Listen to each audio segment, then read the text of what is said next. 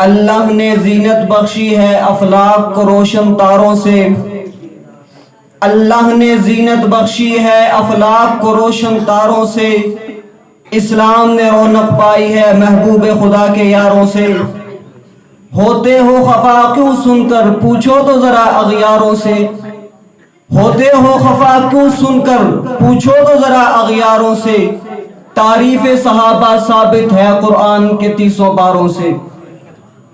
میرے واجب الاحترام قابل تعظیم و تکریم میرے محترم اساتذہ اکرام اور میرے ہم مکتب ہم مشن ساتھیوں، آج میں جس عنوان پر آپ حضرات کے سامنے بات کرنے کی سعادت حاصل کر رہا ہوں وہ میرا موضوع ہے عظمت صحابہ۔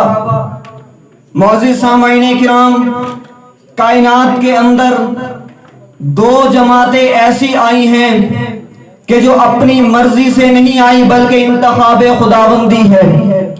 ان میں ایک جماعت انبیاء کرام کی ہے۔ کوئی بھی نبی اپنی مرضی سے نبی نہیں بنا بلکہ جس کو اللہ نے منصب نبوت عطا کرنا چاہا اس کو چن لیا۔ دوسری جماعت صحابہ ہے، بیائی نہیں۔ اسی طرح کوئی صحابی بھی اپنی مرضی سے صحابی نہیں بنا بلکہ صحابہ کا انتخاب اللہ نے کیا۔ صحابہ کو کائنات میں سے اللہ نے چن لیا، کسی کو بنو تمیم سے چنا، کسی کو حبشہ سے چنا، کسی کو روم سے چنا، کسی کو فارس سے چنا، پھر ان تمام تابندہ ستاروں کو چن کر اللہ نے پیغمبر کے قدموں میں کھڑا کر دیا۔ پھر جب یہ مقدس جماعت اللہ کے نبی کے ساتھ لگی، یوں وفاداری کی، یوں محبت کی کہ نبی پر سب کچھ وار دیا لیکن حضور علیہ السلام پر آنچ تک آنے نہیں دی۔ اس کو اس مثال سے سمجھیے کہ ایک آفتاب فلکیت ہے۔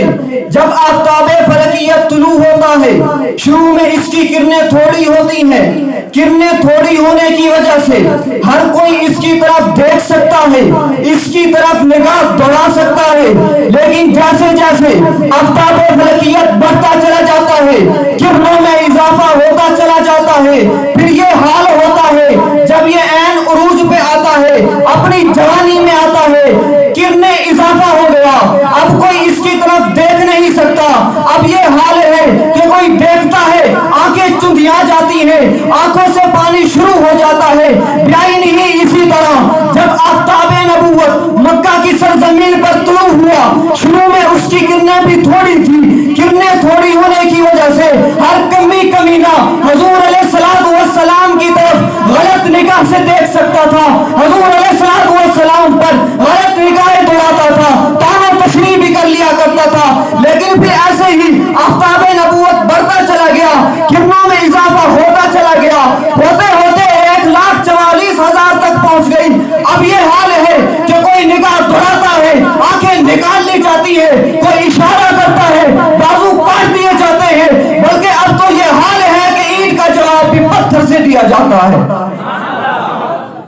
سامعین محترم، جب یہ مقدس جماعت حضور کے قریب آئی، پھر ان کے اندر تبدیلی آئی، ان کے اندر انقلاب برپا ہوا۔ پھر یہی نہیں بلکہ جہاں پر بھی یہ جماعت پہنچی انقلاب برپا کر دیا، تمدن کو بدل دیا، زمانے کی تہذیب کو بدل دیا، ثقافت کو بدل دیا، کلچر کو بدل دیا، زبانوں کو بدل دیا، مذاہب کو بدل دیا، رسم و رواج کو بدل دیا۔ اللہ نے انہیں قربانیوں کو دیکھ کر عرش بری میں اعلان کر دیا، رضی اللہ عنہم ورضوا۔ پھر خدا نے ان کو یوں ہی نہیں چھوڑا، عظمتیں عطا کی ہیں۔ کتنی عظمتیں عطا کی اللہ رب العزت نے اس صحابہ کی جماعت پر۔ ہوا کو ان کے تابع کر دیا، سمندر کو ان کے تابع کر دیا، جنگل کے درندوں کو بھی ان کے تابع کر دیا۔ مگر افسوس سے کہنا پڑتا ہے، ہائے افسوس کہ جس صحابہ کی عظمت کو جنگل کے درندوں نے مانا، آج کا انسان اس کا انکار کرتا ہے۔ افسوس، سخت افسوس کہ شاہی نہ بنا تو، تیری آنکھ نے سمجھے نہ فطرت کے اشارے۔ وہ صحابہ کی عظمت جس کا درندوں نے انکار نہیں کیا، تو انکار کرتا ہے اور کیا کہتا ہے صحابہ بے وقوف تھے؟ آپ کی اس بات کا جواب میں